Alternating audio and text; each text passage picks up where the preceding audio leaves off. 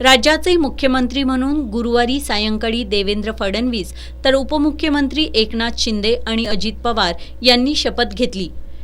या शपथविधीनंतर इचलकरंजीतील भारतीय जनता पार्टी कार्यालय परिसरासह शहरात ठिकठिकाणी साखर पेढे वाटून आणि फटाक्यांची आतिषबाजी करून आनंदोत्सव साजरा करण्यात आला। यावेळी भाजपा शहर अध्यक्ष पै अमृत भोसले, महिला आघाडी अध्यक्षा अश्विनीताई कुबडगे, युवा मोर्चा शहर उपाध्यक्ष अशोक स्वामी, आशिष खंडेलवाल, रवींद्र घोरपडे, शेखर शहा, अनीस महालदार, राजेश सातपुते यांच्यासह महायुतीचे कार्यकर्ते मोठ्या संख्येने उपस्थित होते।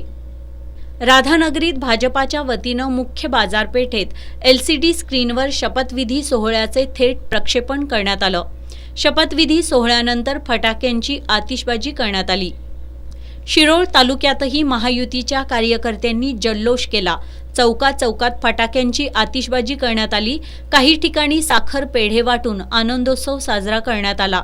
मुख्यमंत्री देवेंद्र फडणवीस यांचे मोठमोठे फलकही लावण्यात आले होते।